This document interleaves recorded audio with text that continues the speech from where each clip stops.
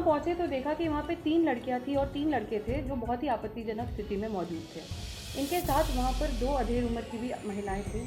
अब जब हम वहाँ पे पहुँचे, जैसे उन्होंने पुलिस को देखा तो वो जो 3 लड़कियाँ थीं जिनके साथ गलत काम हो रहा था, वे चिल्लाने लगे और हमसे मदद मांगने लगे।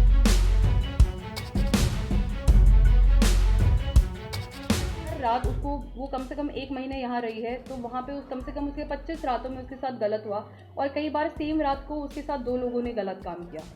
तो इसकी वजह से क्या होता था, एटलीस्ट उसकी तबीयत तो खैर अभी काफ़ी उसकी ख़राब हो चुकी है इन सब की वजह से, और पैसे मिलते थे उनको तो 3,000 रुपये इसको मिलते थे, जबकि अंकित को कई ज़्यादा पैसे मिलते थे। और उसमें से 3,000 रुपये जो है ये 1,000 इसको सुमन देवी को देना पड़ता था और बाकी 2,000 रुपये इसको मिलते थे। नमस्कार, न्यूज फॉर नेशन देख रहे हैं आप। मैं हूं आपके साथ रश्मि। राजधानी पटना के वीआईपी इलाके में रात भर छापेमारी चली और इस छापेमारी में बड़े रैकेट का खुलासा हुआ है। ऐसे में आपको बताएं कि एसपी काम्या मिश्रा ने बाकायदा प्रेस कॉन्फ्रेंस करते हुए इस रैकेट के बारे में एक एक जानकारी दी है और ये बताया है कि गुप्त सूचना के आधार पर किस तरह से ये कार्रवाई की गई है और कौन कौन लोग इसमें शामिल है। सबसे पहले आपको एएसपी काम्या मिश्रा का वो प्रेस कॉन्फ्रेंस सुनाते हैं जिसमें उन्होंने इस वीआईपी इलाके में हुए रैकेट का खुलासा किया है, भांडाफोड़ किया है। घटना जो है कल शाम को 6 बजे की है। कल शाम को 6 बजे के आसपास हमें एक फ़ोन आया कि लवकुश अपार्टमेंट जो है वहाँ पर एक फ्लैट में देह व्यापार का धंधा चल रहा है। तो एसएसपी सर को इन्फॉर्म किया गया और उनके आदेश अनुसार एक रेडिंग टीम का गठन हुआ और उनके आदेश अनुसार हम वहाँ पर छापा मारने चले गए लवकुश अपार्टमेंट में। वहाँ पहुँचे तो देखा कि वहाँ पे 3 लड़कियाँ थी और 3 लड़के थे जो बहुत ही आपत्तिजनक स्थिति में मौजूद थे। इनके साथ वहाँ पर 2 अधेड़ उम्र की भी महिलाएं थीं। अब जब हम वहाँ पे पहुँचे, जैसे उन्होंने पुलिस को देखा तो वो जो 3 लड़कियाँ थीं जिनके साथ गलत काम हो रहा था, वे चिल्लाने लगे और हमसे मदद मांगने लगी। उनसे पूछताछ किया गया। पूछताछ के क्रम में उन्होंने बताया कि जो 2 महिलाएं हैं उनमें से एक का नाम सुमन देवी है और दूसरी का नाम सिफानी देवी था। तो ये दोनों जो है इनसे गलत काम करवाती थी। वहाँ पे मौजूद 3 लड़के भी थे।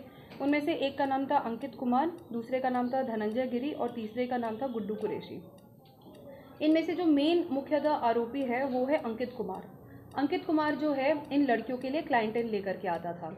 फिलहाल इन विक्टिम्स के बारे में बताओ तो उनमें से एक विक्टिम जो है वो बिहार शरीफ की रहने वाली थी। वहाँ से एक मूनलाइट होटल नाम के क्लब में वो काम करती थी, डांस करती थी बर्थडे पार्टीज़ वगैरह में एक्सेट्रा पे। तो वहाँ पर उसकी जान पहचान एक बबीता देवी नामक महिला से हुई, जिसने बताया कि अगर आप और पैसे कमाने चाहते हो और अगर आप और डांस वगैरह में इंटरेस्टेड हो तो वो उनको इंड्यूस करने के नाम पर जो है डांस के नाम पर इंड्यूस किया उन्होंने और उनको एक रात को नशीला पदार्थ खिला करके उनसे गलत काम करवाया और उस वीडियो को उन्होंने कैप्चर कर लिया।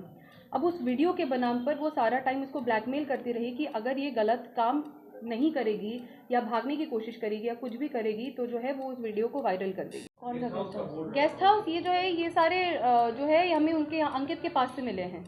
अंकित का सामान था ये, तो उसमें से जो है इनका सत्यापन करना बहुत ज़रूरी है, कौन से गेस्ट हाउस में लेकर जाया जाता था, किस तरीके से। तो वो सारा सत्यापन अभी करने के बाद अनुसंधान के क्रम में बाकी की बातें आगे आएंगी। नहीं, गेस्ट हाउस के नाम पर एज सच उसकी कोई पुष्टि नहीं हो पाई है। लेकर जाते थे, गलत काम करवाते थे। अब कौन से गेस्ट हाउस पे कहाँ कैसे वो उनकी सीसीटीवी वगैरह अवलोकन से जो है सुमन देवी जो है, अब सुमन देवी भी जो है वो पहले जो है किसी के कांटेक्ट में आई और उन्होंने जो है उसको ये फ्लैट दिला करके दिया था। बट थोड़े दिनों बाद जो उनको पैसे दे रहे थे, पहले उन्होंने पैसे देने बंद कर दिए तो उन्होंने खुद से काम यहाँ पे करवाना शुरू कर दिया था। आईटीपी एक्ट का केस हुआ। अब वहाँ पर जो है इनमें से 2 लोग जो है नशे की हालत में भी थे, तो 2 FIR हुए हैं। एक जो नशे की हालत में 2 लोग थे वो, और इनका अलग से आईटीपी एक्ट 370 IPC और 376 IPC।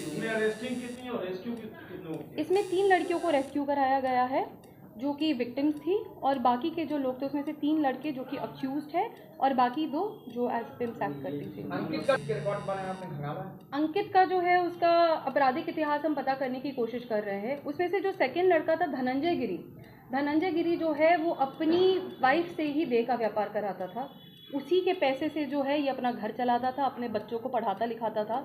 तो उसमें से जो धनंजय गिरी है वो भी एक तरह से काम करता था as a pimp. Online WhatsApp से जैसे अब जैसे कि इसने जो है कई इसके जो व्हाट्सएप चैट्स में जो है वॉइस रिकॉर्डिंग वगैरह मिली है कि लड़की को रेडी रखना, या 7 बजे क्लाइंट आएगा, या 8 बजे हम लेकर के जाएंगे, इस तरह के जो है मैसेजेस व्हाट्सएप पे वॉइस मैसेजेस मिले हैं।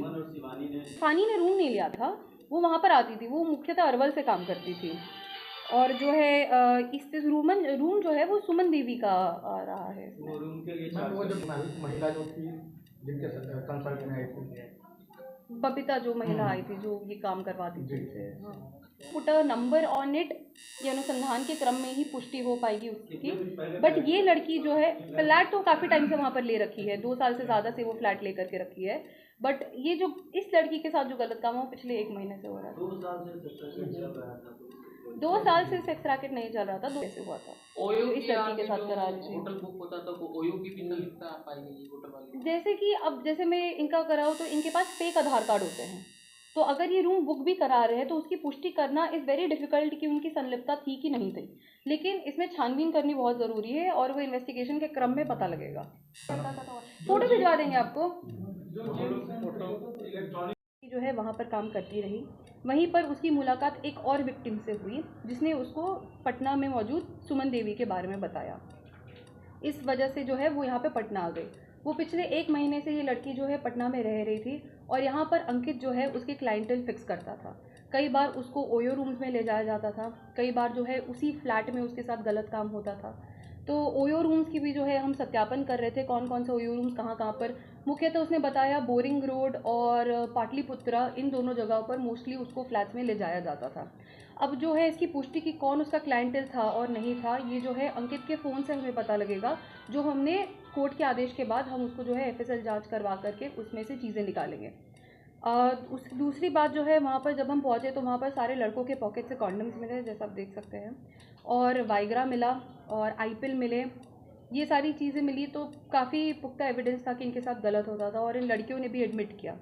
तो ये सुमन देवी और जो ये दूसरी हैं सिफानी देवी, ये जो है वल्नरेबल लड़कियों को टारगेट करती थी। एज सच नहीं है कि एक ब्रॉथल चलता था, it was a brothel in a way, but ऐसा नहीं कि उस जगह पे सारी लड़कियां रहती थी। तो ये वल्नरेबल लेडीज़ रहती थी जो बहुत ही जिनके पास पैसे का सोर्स नहीं होता था या जिनके पास इस तरह की चीज़ें नहीं होती थी, उनको क्विक मनी के लिए जो है ये लड़कियां सुमन देवी और ये जो है उनको प्रलोभन देते थे। तो इसके ज़रिए जो है इनके साथ गलत काम करवाया जाता था। जो मेन विक्टिम जो उस अपार्टमेंट में रह रही थी, उसको जो है हर रात उसको, वो कम से कम 1 महीने यहाँ रही है, तो वहाँ पे कम से कम उसके 25 रातों में उसके साथ गलत हुआ और कई बार सेम रात को उसके साथ 2 लोगों ने गलत काम किया। तो इसकी वजह से क्या होता था, एटलीस्ट उसकी तबीयत तो खैर अभी काफ़ी उसकी ख़राब हो चुकी है इन सब की वजह से, और पैसे मिलते थे उनको, तो 3000 रुपये इसको मिलते थे, जबकि अंकित को कई ज़्यादा पैसे मिलते थे। और उसमें से 3000 रुपये जो है ये 1000 इसको सुमन देवी को देना पड़ता था और बाकी 2000 रुपये इसको मिलते थे। तो ओवरऑल यही कहानी है। बिहार शरीफ से इसकी स्टोरी शुरू हुई, वहाँ से वो यहाँ आए, यहाँ पर उनके साथ गलत काम होता था।